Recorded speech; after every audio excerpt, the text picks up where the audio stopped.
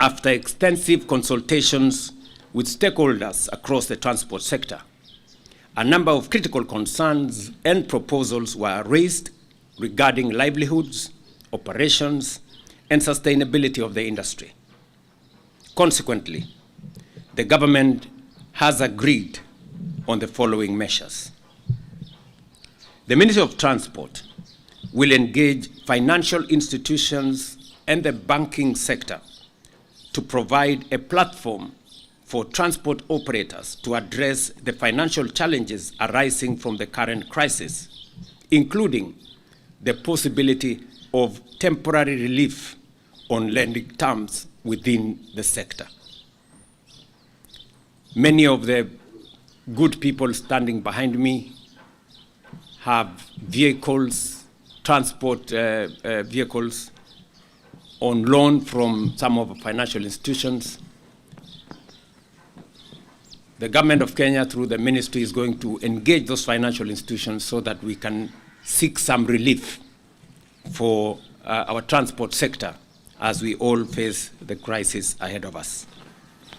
Number two, the Ministry of Transport will work together with Insurance Regulatory Authority to engage stakeholders and address concerns relating to insurance claims affecting public transport operators. There is a big issue about transport operators, despite having insurance covers for their vehicles and passengers, end up paying bills when accidents occur and insurance companies go scot-free. This is a concern we must address so that an insurance cover has to mean something when it is paid for by our transporters. I have further directed that an immediate review of both the Insurance Act and the Auctioneers Act be undertaken to conclude within the next 3 months in order to establish a more responsive and fair framework for players within the sector. The Ministry of Transport, through the National Transport and Safety Authority, will engage transport network companies and drivers operating under the digital taxi platforms with a view to immediately implementing regulations on a minimum taxi fare and resolving the long-running disputes affecting the ride-hailing sector. The people in that space sometimes work for 16 hours to be able to make ends meet. There is need for urgent regulations that have already been developed, and I have instructed the ministry to work with the stakeholders to make sure that those regulations are implemented so that we can streamline the whole digital taxi platform. Recognizing the important role of creativity and self-expression within our transport culture, I have also directed the NTSA to facilitate an enabling environment for Matatu operators to continue utilizing artwork and graffiti on their vehicles in a manner that upholds safety and respect for other road users. The industry is telling me that they have been told they must remove all graffiti from their Matatus. And I'm asking myself why. The government will continue engaging stakeholders across the transport sector to develop practical and sustainable solutions that protect livelihoods and support economic activity. I therefore ask all Kenyans to remain calm, patient, and united. Let us reject division, fear, and misinformation. While every citizen has a right to express their concerns, collectively, we must reject hooliganism and all forms of violence that lead to the loss of lives, property, disrupting livelihoods, and undermining our economy.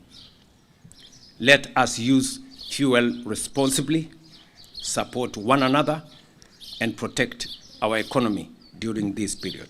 I have directed that in the pricing cycle, next pricing cycle, we are going to further reduce the price of diesel by a further 10 shillings for the June-July cycle to help stabilize pump prices and provide additional relief to consumers. Thirdly, through the government-to-government fuel supply framework, we have secured guaranteed fuel supplies despite global supply chain disruptions, ensuring uninterrupted fuel supply availability across the country. The arrangement has stabilized fuel pricing compared to the old spot market system, where prices fluctuated sharply every month. Before the G2G arrangement was introduced in 2023, oil importers faced intense pressure to secure US dollars within short timelines, driving rapid depreciation of the Kenya shilling and threatening fuel supply stability. By easing pressure on foreign exchange demand and ensuring predictable supply terms, the framework has protected the economy during the crisis as the one we have now.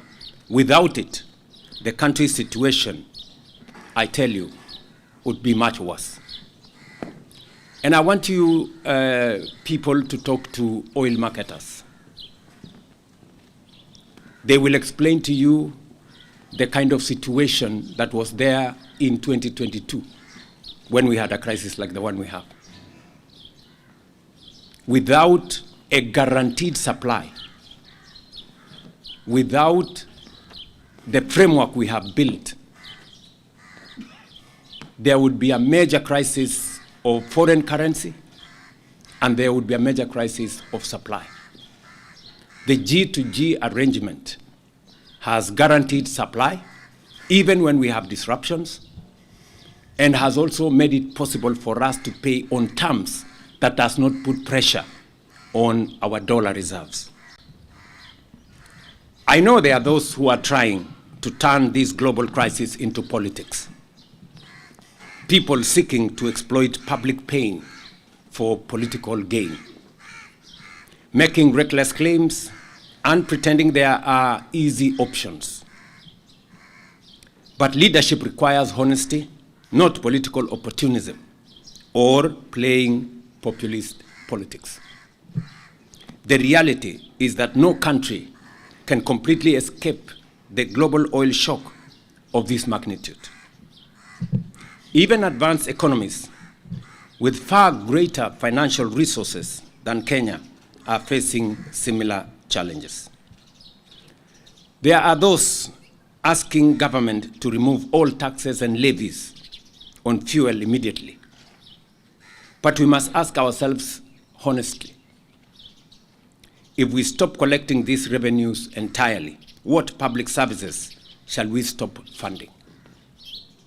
Do we go back to the spectacle of stalled road projects that had become a hallmark across our country?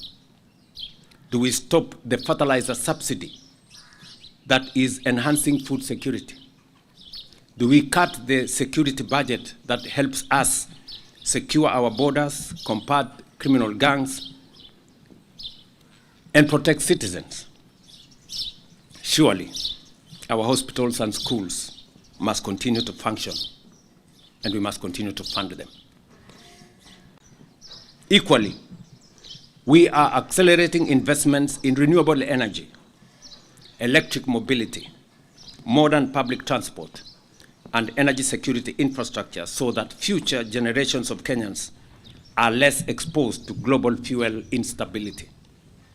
We must embrace electric vehicles as a first step, and the government has already ordered 3,000 electric vehicles through the Ministry of Interior for use by our security and administration officials.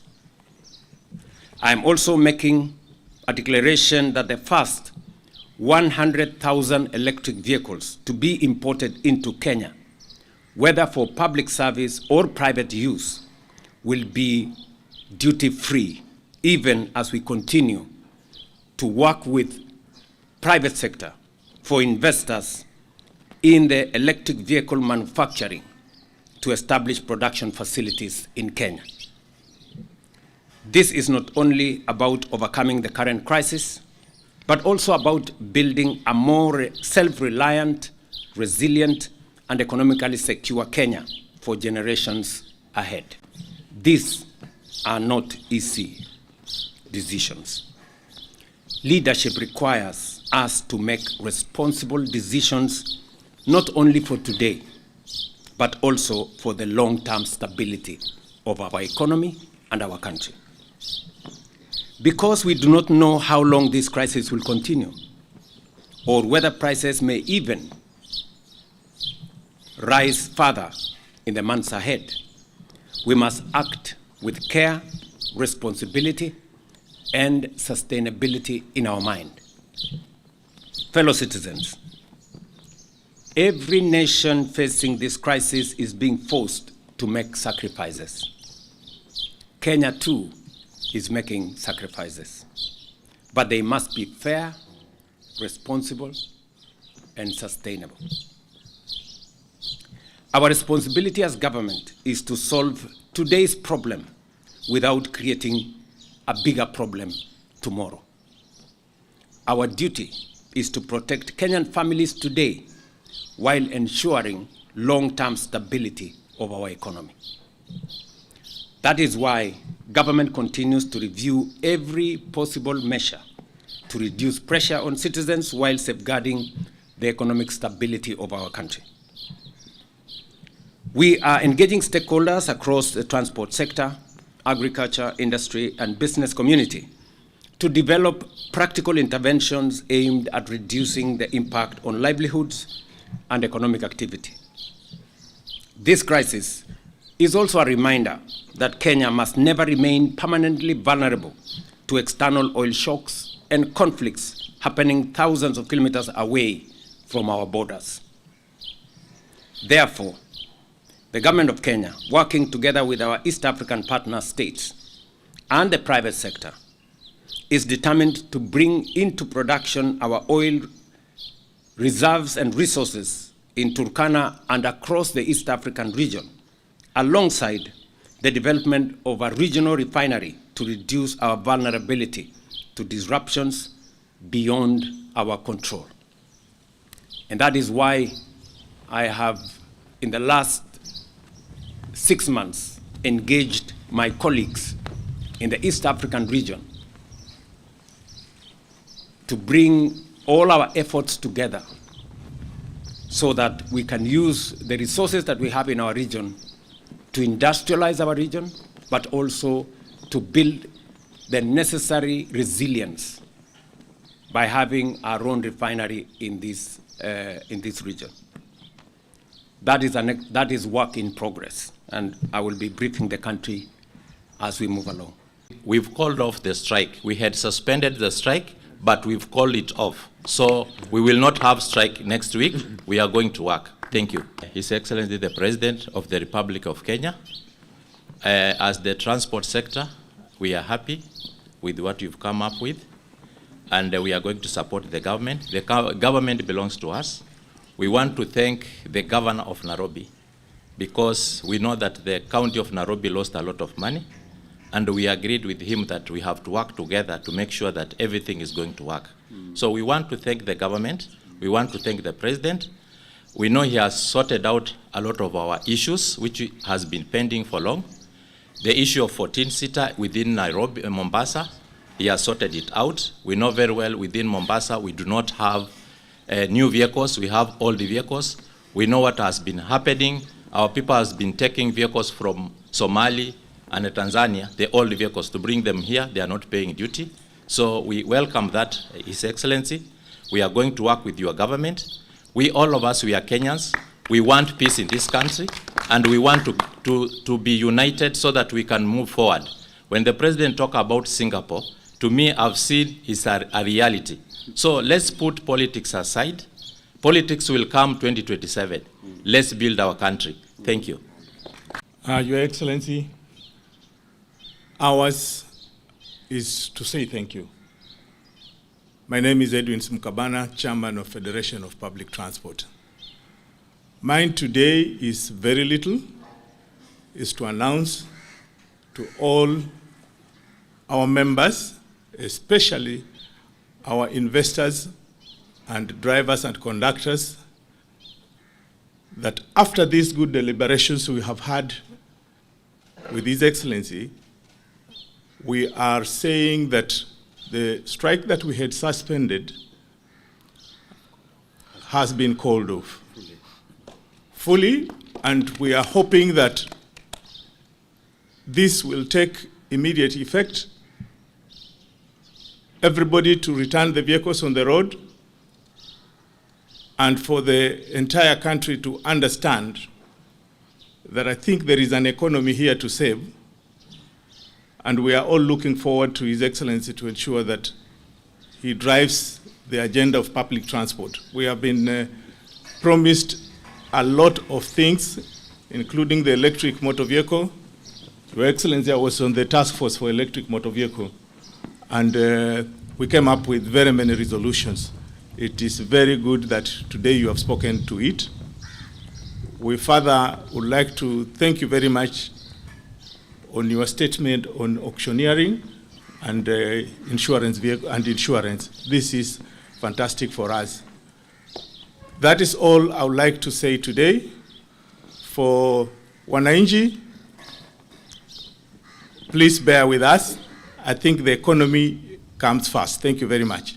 I would like to first start by apologizing to the country for the time that we went on strike. Ours, we said the vehicles stay at home, but we realized goons infiltrated, and some maybe political interests came in, and people lost their vehicles, people lost schools were vandalized, and other institutions.